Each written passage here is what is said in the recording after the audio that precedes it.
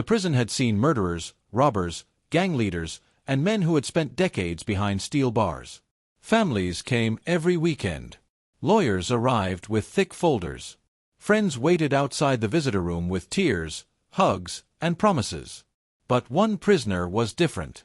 For 18 long years, not a single person walked through the prison gates asking to see him.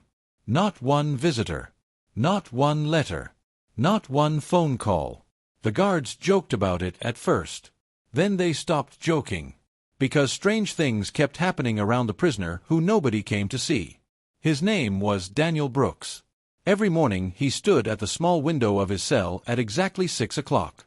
Every evening he looked down the same empty hallway before the lights went out.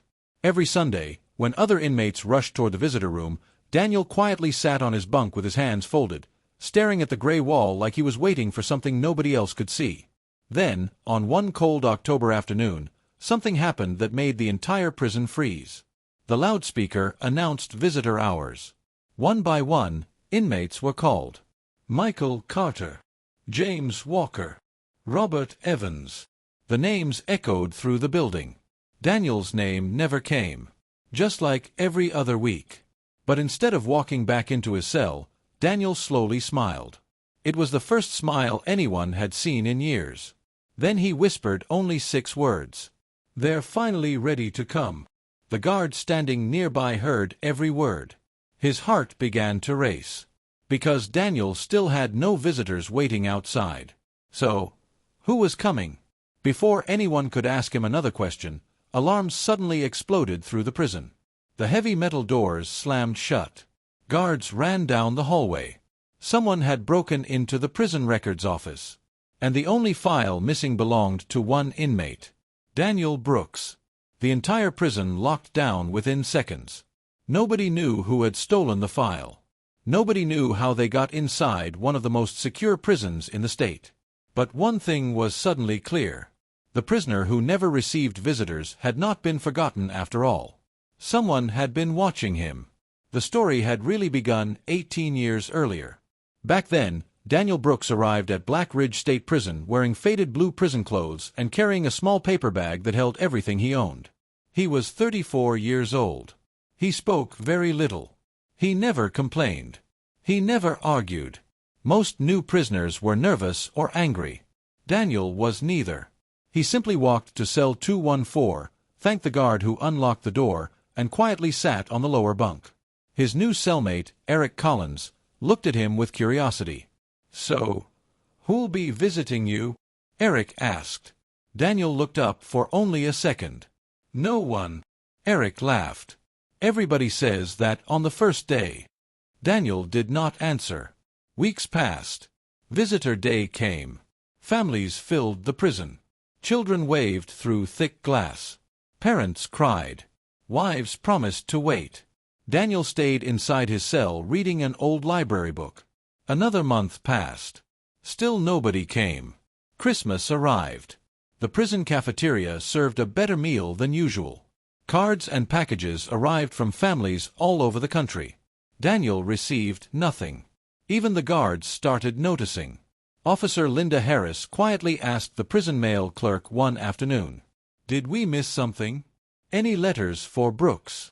The clerk checked every shelf twice. Nothing. No mail. No packages. No legal papers. Nothing. Years slowly passed. New inmates arrived. Old inmates were released. Some died inside the prison. Daniel remained exactly the same. He worked in the prison library. He exercised alone. He never joined gangs. He never borrowed money. He never caused trouble. Yet something about him made people uncomfortable. He watched everything. Every guard rotation. Every camera.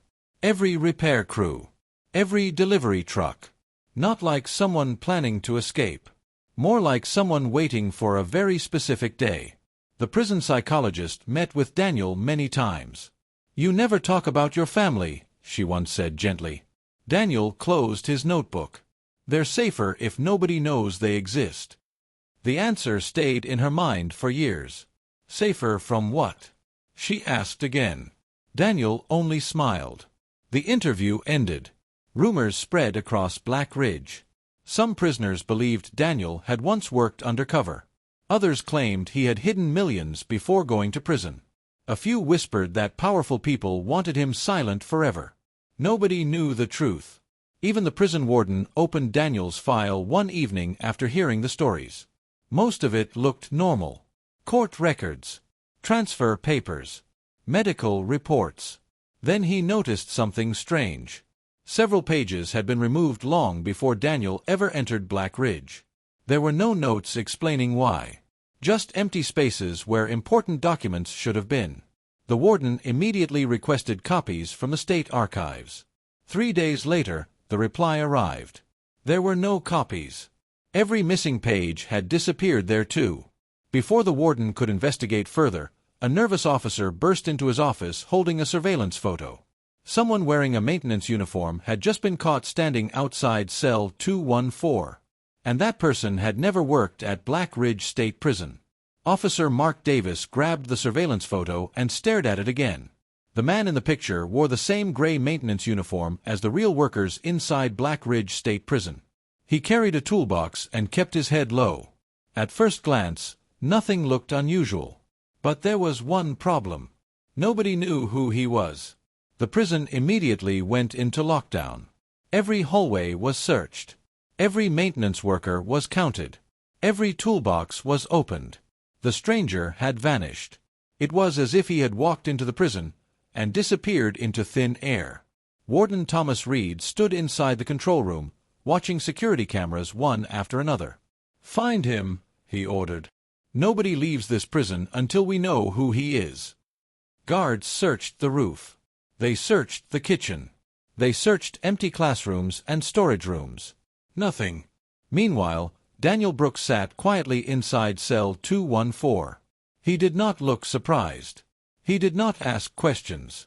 He simply continued reading his old library book as if none of it had happened. Officer Linda Harris stopped outside his cell. "You know something, don't you?" Daniel slowly looked up. "I know someone finally made a mistake." "What does that mean?" "You'll find out soon." Linda waited for him to say more. He never did. She walked away feeling even more uneasy than before.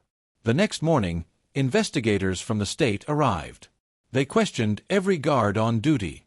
They checked fingerprints. They reviewed hours of security footage. Then one investigator noticed something strange.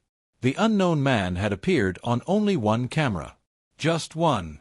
He walked down a hallway toward Daniel's cell. 5 seconds later, another camera should have shown him turning the corner. It didn't. Instead, the hallway was completely empty. It looked impossible.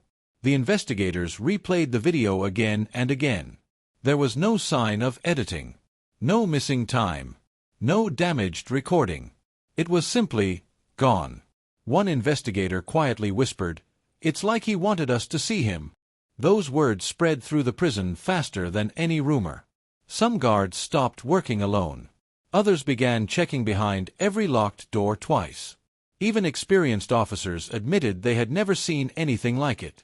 Life inside Black Ridge slowly returned to normal over the next few days. Inmates went back to work. Meals were served. Visitor day came once again. Families lined up outside the visitor building. Children carried handmade cards. Parents brought photographs. Lawyers rolled suitcases full of papers. Daniel stayed in his cell. Like always. No visitor asked for him. No letter arrived. No phone call came. Yet something had changed. Several inmates noticed Daniel looking at the large clock above the hallway much more often than before. Every afternoon. Exactly 3:15. He would stop whatever he was doing. He would glance at the clock. Then quietly return to work. After seeing this happen several days in a row, Eric Collins became curious. "You waiting for someone?" he joked. Daniel answered without looking up. "I'm waiting for a promise." "What promise?" "The kind people keep even after many years." Eric laughed. "You talk in riddles." Daniel smiled only for a second. "Because the truth sounds impossible." That night, Officer Harris checked Daniel's prison records again. She wanted to understand who he really was.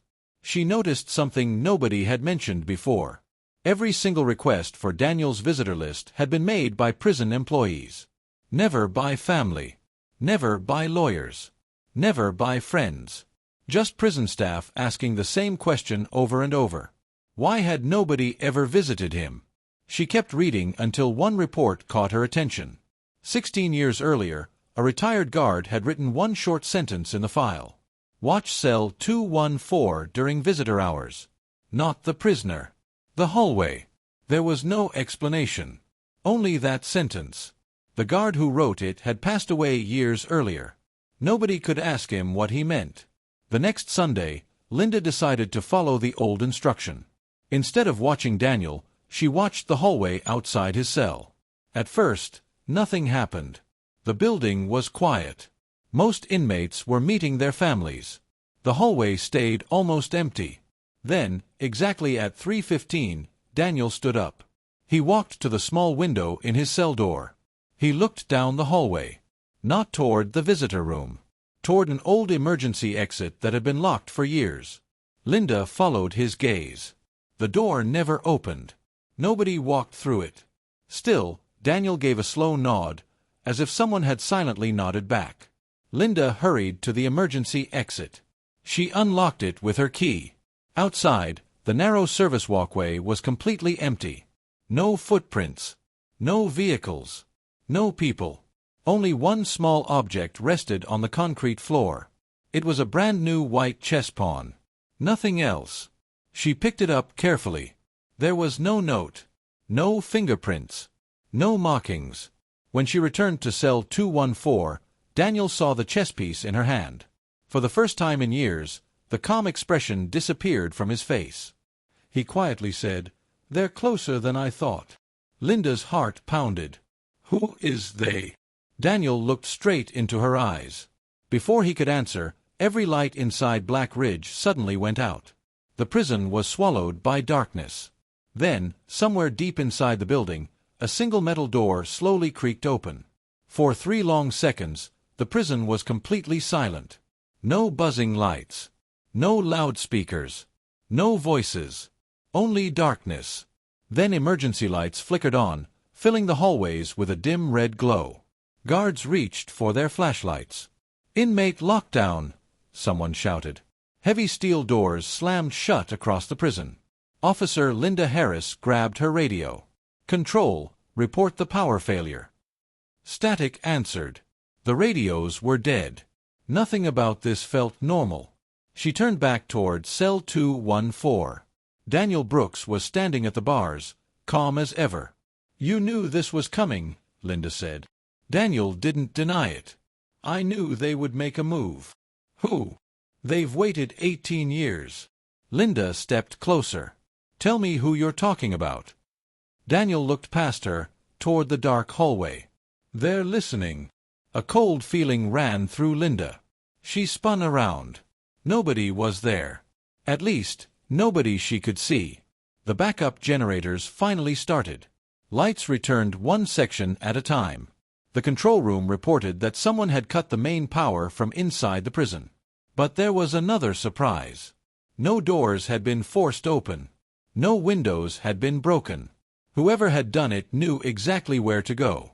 The prison maintenance chief checked every electrical room. One cabinet had been opened. Inside, taped neatly to the wall, was another white chess piece. This time it was a knight. The workers looked at each other. "Is this some kind of joke?" one asked. Nobody laughed. The chess pieces were now impossible to ignore. Officer Linda remembered the white pawn she had found outside the emergency exit. Now there was a knight. Someone was leaving a message. But what did it mean? The warden ordered every inch of the prison searched again. The library. The kitchen. The laundry room. The chapel. Nothing unusual appeared. Except for one thing. Daniel's cell. It was spotless. Every blanket folded perfectly. Every book lined up. Every pencil exactly the same length. One investigator quietly said, "He's either the neatest inmate I've ever seen, or he's making sure nothing can be hidden in here." Daniel simply watched them search. When they finished, he said only one sentence. "You won't find what you're looking for." Days passed. The prison slowly settled down again. But the guards noticed something strange. Daniel had stopped reading his books. Instead, he spent hours staring at a small chessboard in the prison library. He never played against anyone. He simply moved pieces by himself. Forward, back, sideways.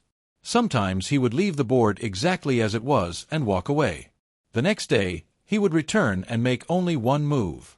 Officer Harris began taking pictures of the board each evening. She thought it might be some kind of code.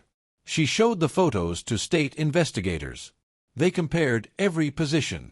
Nothing made sense. Until one detective noticed something. "The pieces aren't random." "What do you mean?" "They're copying something." "What?" "I don't know yet."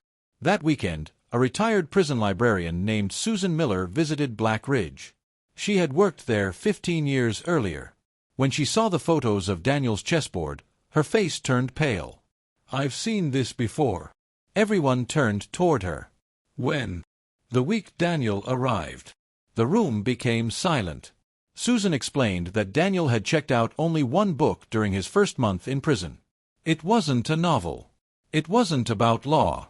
It was an old history book about military battles. One chapter showed famous chess positions used by commanders to plan troop movements. Daniel had studied those pages for weeks. Then he returned the book. Nobody thought anything of it. Until now. Investigators rushed back to the prison library. The old history book was still there. Its pages were yellow with age. They opened the chapter Susan remembered. The detective froze. Daniel's chessboard matched one of the diagrams almost perfectly. Except for one missing piece. "The White King." The detective whispered, "He's waiting for the king." Nobody understood what that meant. That evening, Linda carried the book to Daniel's cell. She placed it on the small table. "You've been copying this." Daniel looked at the open page. Then he smiled. "No." Linda frowned. "No. I've been correcting it." "What does that mean?" "The book is missing one move." Linda stared at him. "What move?" "The move that saves innocent people." Before she could ask another question, the prison loudspeaker suddenly came alive. But it wasn't the control room speaking. A calm, unfamiliar voice echoed through every hallway. "Daniel Brooks." The voice paused. "Your visitors have finally arrived." Every guard in Black Ridge looked toward the visitor building. The security cameras showed 3 people standing perfectly still outside the locked entrance. None of them had checked in. None of them had passed through security. And all 3 were wearing the exact same gray maintenance uniform as the mysterious man who had disappeared weeks earlier. Every officer inside Black Ridge State Prison rushed toward the visitor building. The 3 strangers did not move. They stood side by side beneath the bright security lights, wearing clean gray maintenance uniforms and carrying empty toolboxes. Officer Mark Davis counted them again. 1, 2, 3. None of them were speaking. None of them were trying to run. It was almost as if they wanted to be found. The front gate remained locked. No alarm had sounded. No guard had signed them in. The cameras showed something impossible. 1 second, the walkway outside the visitor building was empty. The next second, the 3 strangers were simply there. No vehicle. No opening gate. No recorded entry. Just 3 silent figures waiting. The prison's emergency response team surrounded the building. "Loud and clear," an officer shouted through a speaker. "Step away from the entrance and identify yourselves." None of the strangers answered. Instead, the person standing in the middle slowly raised one hand. He placed a small white envelope on the concrete. Then all 3 stepped backward at exactly the same time. When officers rushed forward to arrest them, something unbelievable happened. The lights flickered for less than 2 seconds. When they came back on, the strangers were gone. Only the white envelope remained. The officers searched every inch of the area. There was nowhere to hide. High fences surrounded the yard. Guard towers overlooked every corner. Search dogs found no trail. It was as if the 3 visitors had never existed. Officer Linda Harris carefully picked up the envelope while wearing protective gloves. Across the front, only 4 words were written. For Daniel Brooks only. Inside was a single folded piece of paper. No fingerprints. No signature. Just one sentence. The king moves tomorrow. Linda felt her stomach tighten. She immediately carried the note to Warden Thomas Reed. The room became silent after he read it. The king, he whispered. The same message from the chessboard, Linda replied. Nobody knew whether it was a threat or a warning. The warden looked toward the prison yard through his office window. We're increasing security. By sunrise the next morning, Black Ridge looked more like a military base than a prison. Extra officers arrived. State investigators returned. Every delivery truck was searched twice. Every visitor passed through additional security. No chances were taken. Daniel Brooks noticed the extra guards immediately. Officer Linda visited his cell again. She held up the note. Who are they? Daniel looked at the words but showed no surprise. They're late. Late. They should have come years ago. Linda leaned closer. Daniel, 18 years without a single visitor, and now mysterious people appear inside a maximum security prison asking for you. Help us understand. Daniel was quiet for several seconds. Finally, he spoke. I told someone the truth. Who? The wrong people. What truth? The kind people kill to keep buried. Linda waited. Daniel looked toward the small window in his cell. They thought prison would silence me. It didn't. No. Then why has nobody visited you? Daniel looked back at her. Because I made sure they never could. Linda frowned. What do you mean? My family believes I died 18 years ago.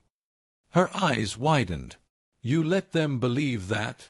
It was the only way to keep them alive. Linda's mind raced. Nothing about this case was what it had seemed. Daniel had not been abandoned. He had hidden his own family. But from whom? Before she could ask another question, the prison loudspeaker announced an unexpected arrival. Warden Reed, report to the front entrance immediately. The warden hurried outside. Waiting at the security checkpoint was a black government SUV. 2 federal agents stepped out. One handed over official identification. The other carried a locked metal briefcase handcuffed to his wrist. We're here for inmate Daniel Brooks, one agent said. The warden frowned.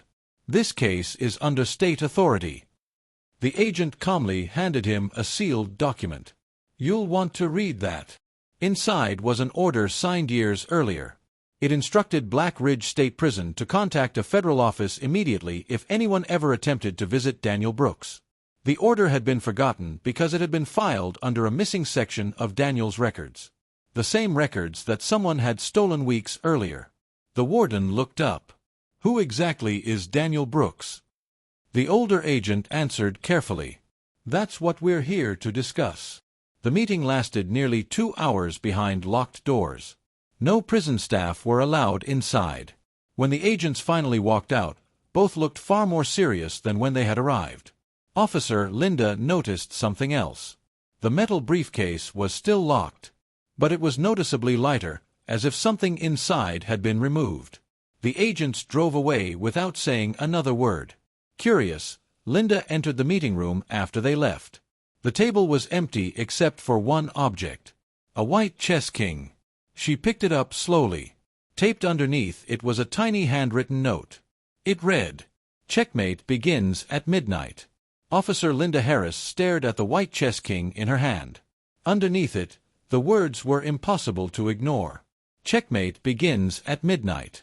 The clock on the wall read 11:42 p.m. Only 18 minutes remained. Warden Thomas Reed immediately ordered a full prison lockdown. Every inmate was counted. Every gate was locked.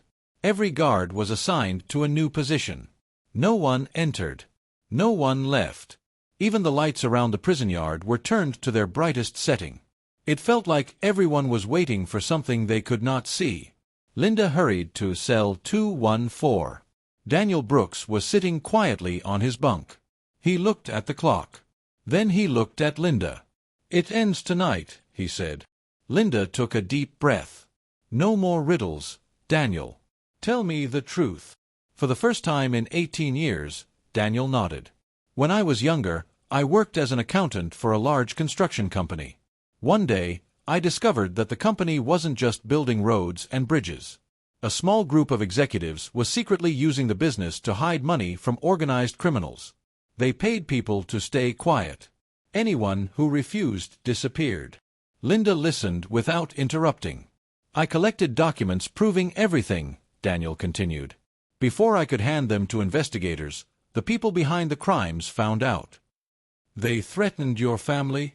Daniel nodded. "They told me my wife and little daughter would die if I spoke." "So why did you come to prison?"